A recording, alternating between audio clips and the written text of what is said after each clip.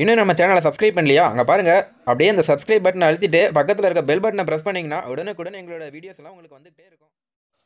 Hello viewers, Tamil Telugu என 2 மொழிகளிலுமே முன்னணி நடிகையாக வலம் வருபவர் காஜல் அகர்வால்.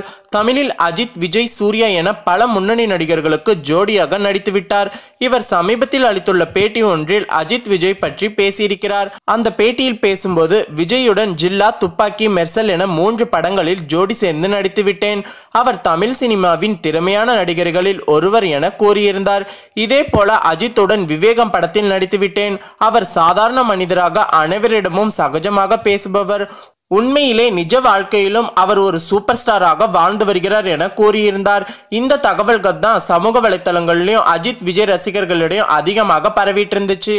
மேலும் இதற்கு விஜய் ரசிகர்கள் எல்லாம் காஜல் அகர்வால் மீது கடுமையான கண்டனங்களை தெரிவிச்சிட்டு இருக்காங்க. ஏன் இப்படி நீங்க சொன்னீங்க அப்படிங்கிற மாதிரி எல்லாம் கூட கேள்வி எழுப்பிட்டு இருக்கிறாங்க.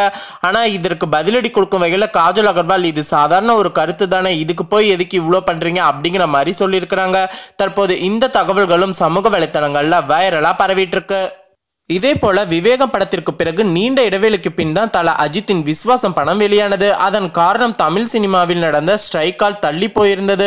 அவ்வாறு பொங்கலுக்கு வெளியான இந்த படம் தாறுமாறான வரவேற்பை பெற்றது. வசூலிலும் பிரம்மாண்டம் காட்டியது. தயாரிப்பாளரோ படம் தங்களுக்கு நல்ல லாபத்தை தந்துவிட்டது என்று கூறியிருந்தார்கள்.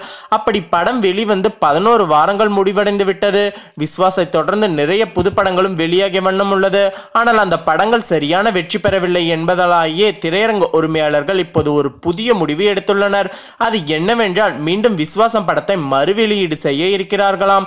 மதுரையில் நாளை படம் ரிலீஸ் செய்யப்படுகிறது. அந்த இடத்தை தொடர்ந்து பல இடங்களில் விஸ்வாசம் ஆட்டம் மீண்டும் தொடங்க உள்ளது.